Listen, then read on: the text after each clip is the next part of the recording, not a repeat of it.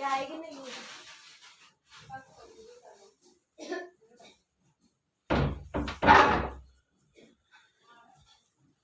आज का हमारा वीडियो है नीट के प्रीवियस ईयर क्वेश्चन के बारे में। तो आज हम लोग इस वीडियो में देखने वाले हैं कि हमारे नीट के आज के 10 साल पहले पेपर में कितने क्वेश्चंस स्ट्रक्चर ऑफ एटम पे पूछे गए थे, तो उसके बारे में डिस्कस करेंगे।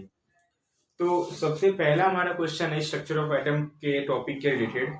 यहाँ पर आपको बोर्ड पे दिखता रहेगा, the number of proton, neutron and electron in deuterium जिसका एटॉमिक वेट 175 और एटॉमिक नंबर 71 दिया गया है। तो अपने को यहाँ पे फाइंड आउट करना है नंबर ऑफ प्रोटॉन, इलेक्ट्रॉन और न्यूट्रॉन। तो जैसे कि हमें पता है, देखो ये क्वेश्चन कराने से पहले मैं इस क्वेश्चन का जो कॉन्सेप्ट है, क्या लगने वाला है, वो आपको क्लियर करा देता हूँ। देखो इसमें लगेगा कॉन्सेप्ट कैसा कि एटॉमिक नंबर जो हमारा होता है ना, एटॉमिक नंबर वो हमारा इक्वल होता है नंबर ऑफ प्रोटॉन के, नंबर ऑफ प्रोटॉन। सेकेंड चीज क्या है हमारा, और नंबर ऑफ प्रोटॉन क्या होता है हमारा, नंबर ऑफ इलेक्ट्रॉन के इक्वल होता है, नंबर ऑफ इलेक्ट्रॉन। अब ये तो बात क्लियर है हमें। अब सेकेंड चीज क्या है, यहां से मैं नंबर ऑफ प्रोटॉन और नंबर ऑफ इलेक्ट्रॉन कैलकुलेट कर सकता हूं, बट अब अपने को नंबर ऑफ न्यूट्रॉन कैलकुलेट करना है। तो कैसे करेंगे, atomic mass equal to proton plus neutron. तो यहां इस फॉर्मूले से मैं क्या कैलकुलेट कर लूंगा, हमारा न्यूट्रॉन नंबर। तो देखो यहां पे मैं कैलकुलेट करने जा रहा हूं। तो atomic number equal to number of proton होता है और नंबर ऑफ इलेक्ट्रॉन होता है। तो इसके अकॉर्डिंग अगर देखा जाए, इस कॉन्सेप्ट के अकॉर्डिंग, इस फॉर्मूले के अकॉर्डिंग अगर देखा जाए, तो हमारा प्रोटॉन जो होगा ल्यूटेरियम में 71 होगा, और ये हमारा P इक्वल टू 71 हो गया, E इक्वल टू क्या हो जाएगा 71। अब number of neutron find out करना है। तो देखो आपको यहाँ पे दिखता रहेगा 175, मैं यहाँ पे रखूंगा, जो कि आपका एटॉमिक मास यहाँ पे गिवन है, इक्वल टू प्रोटॉन अपने को मालूम है 71 प्लस न्यूट्रॉन को वहीं पर रहने दूंगा। अब ये वाले को अगर यहाँ लेके आऊंगा तो आपका माइनस में हो जाएगा, और ये आपका कुछ ऐसा निकल जाएगा 71 इक्वल टू n। और अगर मैं यहाँ से ये माइनस करूंगा तो कितना आएगा, 175 माइनस ये कुछ ऐसा, तो यहाँ पे 4 आएगा, ये आपका 0 हो जाएगा और आपका ये 1 हो जाएगा। तो आपका 104 न्यूट्रॉन आ जाएगा यहाँ पे। तो ये हमारा जो क्वेश्चन था नीट के 2020 में जस्ट पूछा गया था। अभी इसके पहले का ही क्वेश्चन था, इसके ईयर के।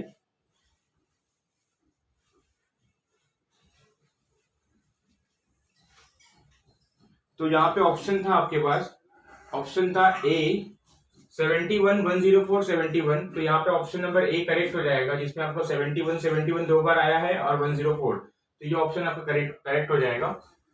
तो चलिए स्टार्ट अभी दूसरा करेंगे हम लोग यहाँ पे।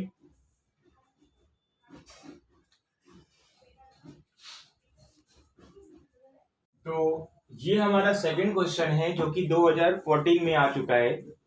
तो ठीक है, तो देखो यहाँ पे क्वेश्चन क्या पूछा है, beryllium 2 plus is iso electronic with which of the following ion. यहाँ पे ऑप्शन था, बट मैं आपको यहाँ पे ऑप्शन नहीं दिया हूँ, क्योंकि ऑप्शन लिखूंगा तो मेरा ज्यादा यहाँ पे जगह चले जाएगा, तो इसलिए ऑप्शन नहीं दे रहा हूँ। मैं आपको पहले इसका कंसेप्ट बताता हूँ कि इसमें क्या कंसेप्ट लगाना है, ठीक है। तो देखो यहाँ पे अपने को बोला है, एक वर्ड यहाँ पे बोला गया है आइसो इलेक्ट्रॉनिक। तो यहाँ पे जो आइसो इलेक्ट्रॉनिक का मतलब होता है ना, क्या होता है सुनना। आइसो इलेक्ट्रॉनिक का मतलब ये होता है कि अगर किसी दो स्पीसीज में इलेक्ट्रॉन के नंबर, अगर किसी दो स्पीसीज में इलेक्ट्रॉन के नंबर इक्वल आते हैं ना, तो उन स्पीसीज में जो रिलेशन होता है, जो रिश्ता होता है, वो क्या होता है, आइसो इलेक्ट्रॉनिक का होता है, ठीक है। तो अब यहाँ पे देखते हैं, तो ये तो हमारी बातें हो गई। तो अब यहाँ पे मैं ऑप्शन आपको देता हूँ, यहाँ पे क्या है तो मालूम नहीं पड़ेगा किसमें से कौन सा है। तो हमारे पास ऑप्शन में है H plus, option number A. Option number B आपके पास है lithium plus. Option number C आपके पास है Na plus. Option number D आपके पास है Mg2 प्लस। तो ये अपने पास इतने 4 ऑप्शन हैं, तो इसमें से कौन सा करेक्ट होगा। तो एक काम करते हैं, सबसे पहले हम लोग ये काउंट कर लेते हैं कि बेरिलियम 2 प्लस में इलेक्ट्रॉन कितने हैं, इलेक्ट्रॉन काउंट कितने हैं, ठीक है। चलो तो Be2 प्लस अगर यहाँ पे देखूं मैं, तो बी का एटॉमिक नंबर होता है 4, ओके। बट ये तो है बी, बट हमें यहाँ पे क्वेश्चन में क्या दिया है, Be2 प्लस। तो Be2 प्लस कैसे बनेगा, कभी भी आपने पढ़ा होगा कैटायन कैसे बनता है, इलेक्ट्रॉन लूज करके। तो अपने को यहाँ पे कितने इलेक्ट्रॉन लूज कराने अपने को देखना पड़ता है बेरिलियम के ऊपर। तो बेरिलियम के ऊपर चार्जेस कितने हैं, 2, तो मतलब ये कितने इलेक्ट्रॉन लूज करेगा, 2। तो जब ये 2 इलेक्ट्रॉन लूज करेगा तो था पहले कितना इसके पास, 2 था, तो 2 इलेक्ट्रॉन लूज किया, कितना बचा उसके पास, 2। तो आपका 2 इलेक्ट्रॉन स्पीसीज हुआ ये। ओके, तो बेरिलियम 2+ जो आपका है ये 2 इलेक्ट्रॉन स्पीसीज है। तो अब अपने को यहाँ पे ये देखना है कि इनमें से कौन सा ऐसा स्पीसीज है जो कि 2 इलेक्ट्रॉन है इनके पास। तो अगर मैं H की बात करूं तो H का एटॉमिक नंबर होता है 1, तो उसने 1 रिलीज किया तो बचा क्या, 0। तो ये तो नहीं हुआ, ऑप्शन गलत हो गया। अब ऑप्शन नंबर बी पे जाते, ऑप्शन नंबर बी पे जाओगे अगर आप तो आपको देखने मिलेगा कि लिथियम का एटॉमिक नंबर होता है 3, जो कि उसने 1 रिलीज कर दिया है, और यहाँ पे क्या हो जाएगा उसका 2, तो ये आपका लिथियम करेक्ट हो जाएगा।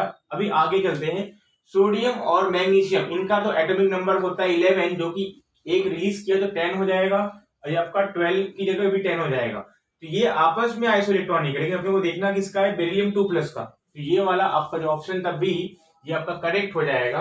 अब हम लोग आगे बढ़ते हैं सेकंड क्वेश्चन में। अब यहाँ पे ध्यान से देखना, एक ही ईयर में हमें 2 क्वेश्चन आए हैं एटॉमिक स्ट्रक्चर से, ठीक है। तो देखो, तो जब भी अगर आप पढ़ोगे एटॉमिक स्ट्रक्चर को, तो आप ध्यान ये देना कि अपने को हर एक कॉन्सेप्ट आना चाहिए, क्योंकि देखो आइसो इलेक्ट्रॉनिक से पूछा था और एक इससे पूछा है, एनर्जी से पूछा है। तो देखो ये भी बहुत इजी क्वेश्चन है। यहाँ पे हमारे पास क्या है, calculate the energy in joule. सबसे पहले बात किसकी कर लिया भाई साहब लोगों ने, जूल की है, ठीक है। आगे बढ़ते, corresponding to light of wavelength 45 nm, nm means nanometre. ठीक है, सॉल्व करते हैं। एनर्जी की वैल्यू पूछ रहा है, तो हमारा एनर्जी का फॉर्मूला क्या क्या होता है। तो देखो अभी पहली बात तो ये है कि अपने को डाउट होगा, डाउट नंबर 1 कि एनर्जी का फॉर्मूला एक तो है नहीं, एक तो आपका mc² होता है। सेकंड फॉर्मूला हमारा था E = hc/λ। तो अब बहुत से बच्चे डाउट में होंगे कि अब लगाना कौन सा, ये लगाना है कि ये लगाना है। सबसे इजी तरीका बता रहा हूं आपको, पहले आप गिवन पे ध्यान दिया करो।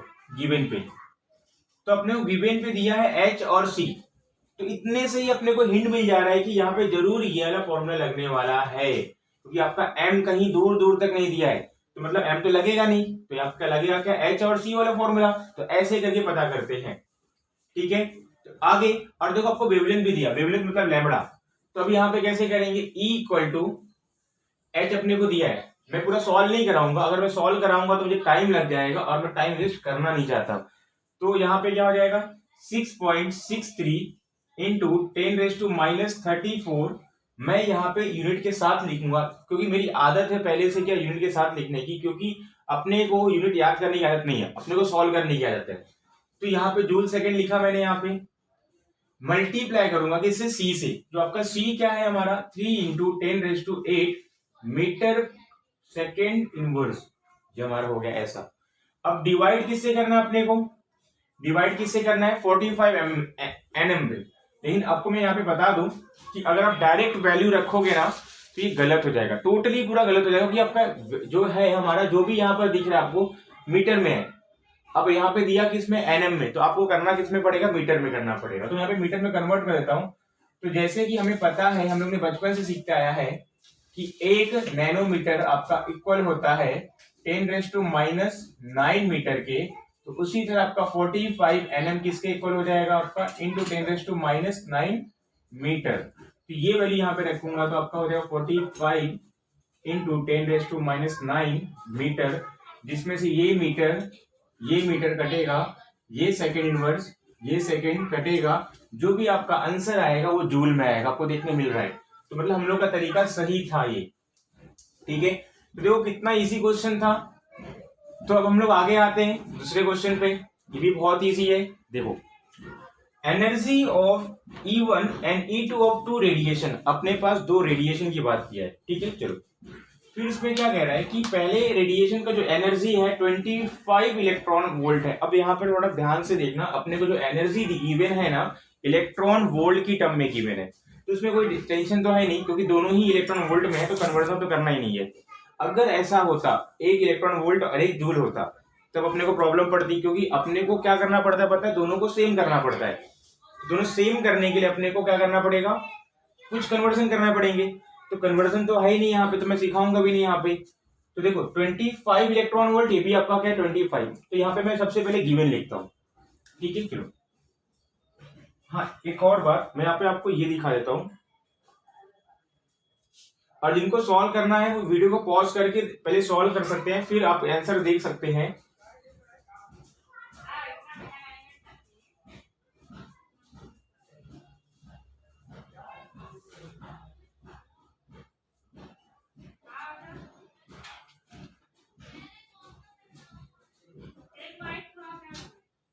तो आपका ए जो ऑप्शन है λ1 equal to λ2, option number B λ1 equal to 2λ2, option number C λ1 equal to 4λ2,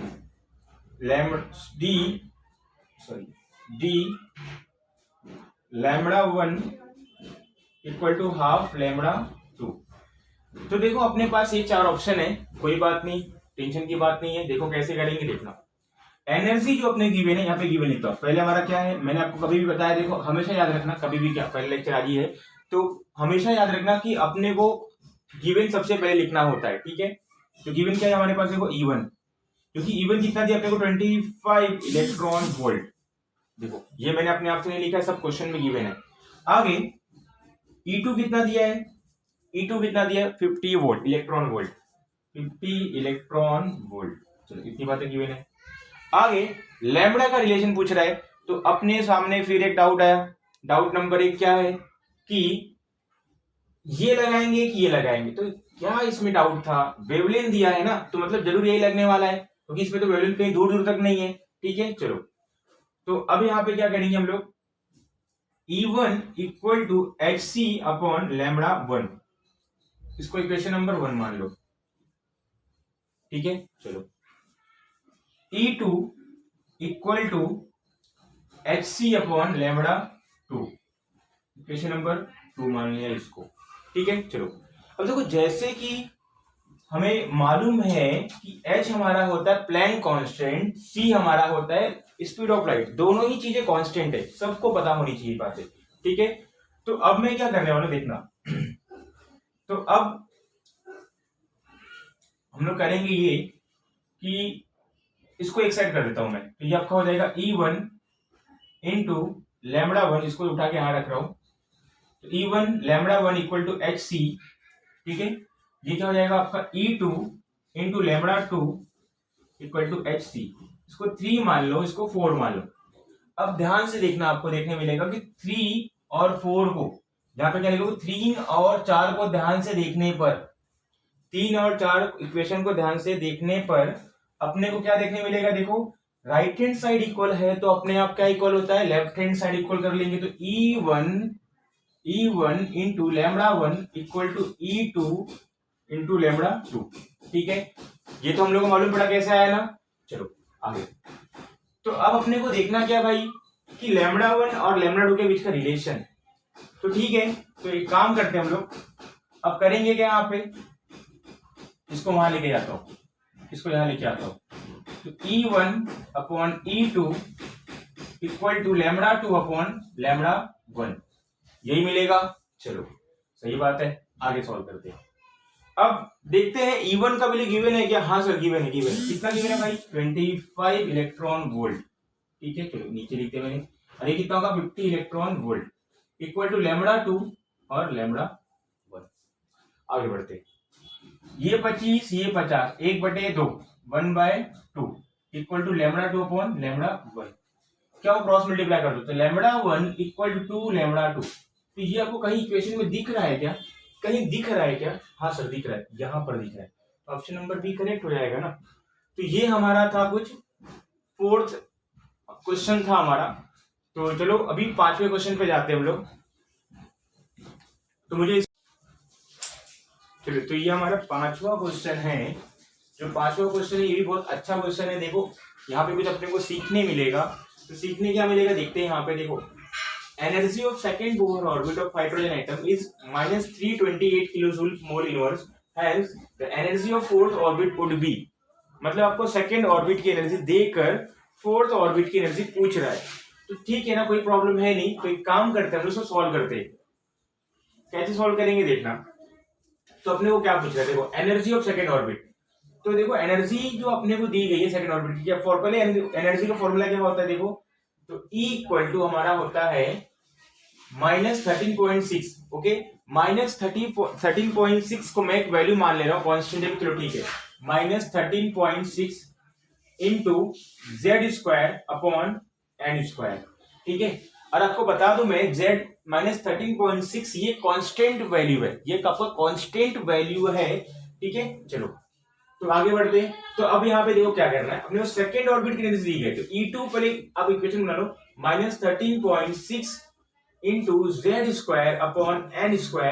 और अपने को यहाँ पे दिया क्या है, गिवन देखो क्या है, गिवन अपने को दिया है -328 किलो जूल पर मोल, तो ठीक है, -328 अपने को ये गिवन है, इक्वल टू आगे देखते हैं -13.6 इंटू Z² अपॉन ये आपका हो जाएगा 2 का स्क्वायर, ठीक है। चलो ठीक है, आगे देखते हैं। तो इसको यहां पे मल्टीप्लाई करता हूं, देखो ये आपका जो है ना, इसको यहां पे लेके जाता हूं, तो आपका क्या हो जाएगा, ये 328 हो जाएगा, इक्वल टू, या फिर ये कटेगा ऐसे ही आपका 13.6, और इसको यहाँ पे लेके जाऊंगा तो इंटू 4 हो जाएगा, इक्वल टू 13.6 आ गया, ठीक है। इस वैल्यू को बार बार मैं इतना नहीं लूंगा, या फिर चलो ठीक है, अगर आपको याद है तो कोई बात नहीं है। तो ये हमारा आ गया कुछ ऐसा, इसको इक्वेशन नंबर 1 मान लो, बहुत इजी है। अब देखो E4 का, देखो यहाँ पे ये वैल्यू अपने को गिवन थी E4 का। अब देखो अपने को पूछ कर है सेकंड फोर्थ एनर्जी के लिए ना, अरे फोर्थ ऑर्बिट की एनर्जी क्या होगी ना, सुनो। तो ये हमारा क्या है, -13.6 इंटू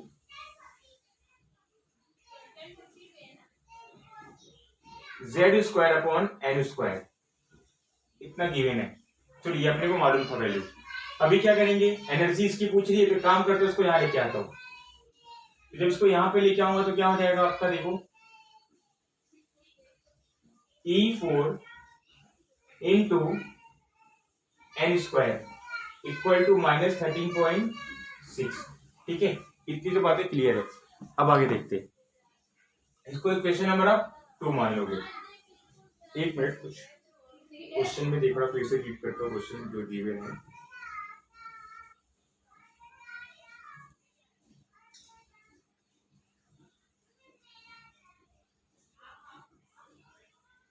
चलो सही है, ऐसे ही है।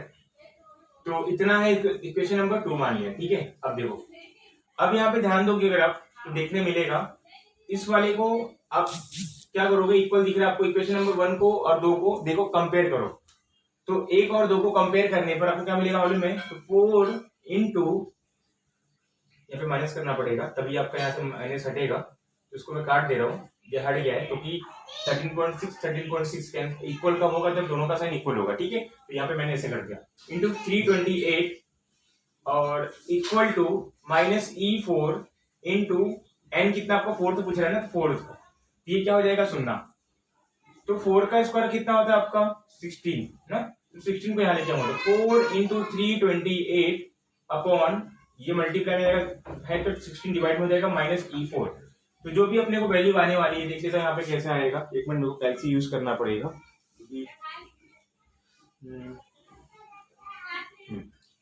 तो ये अपने को आ रहा है 4 इंटू 328 डिवाइड बाय 16, जो कि आपका 82 आ रहा है, लेकिन यहाँ पे माइनस, तो यहाँ पे माइनस डाल दूंगा, E4 आपको आ गया।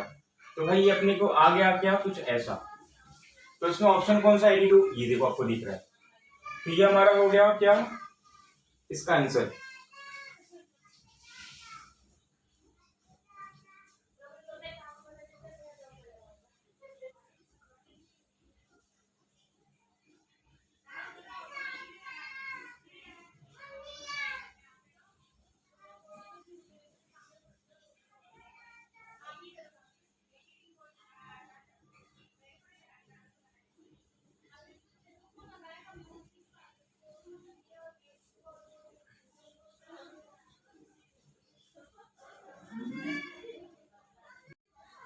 तो ये हमारा क्वेश्चन है, अगला question, radius of hydrogen atom in ground state is 0.53 angstrom, the radius of lithium 2 plus ion is, तो यहाँ पे मैं आपको ऑप्शन गिवन है अपने को दे देता हूँ, 5.3, 1.06, 0.17, 0.265।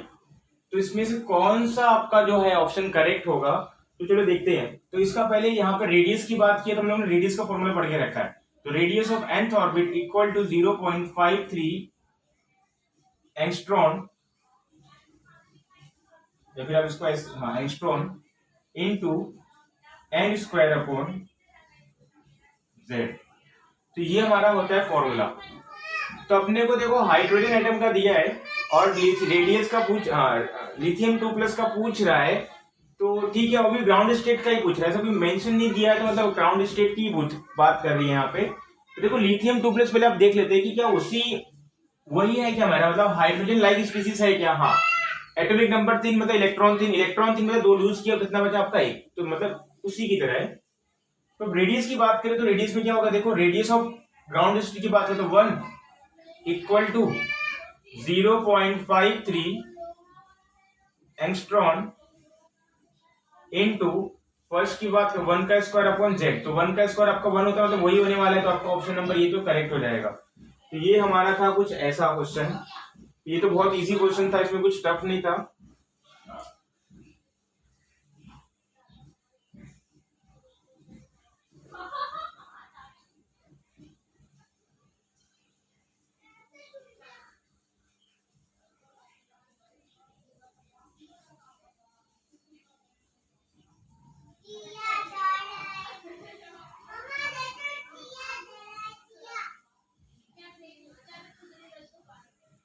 तो ये आपका खत्म करते लेक्चर यहाँ पे।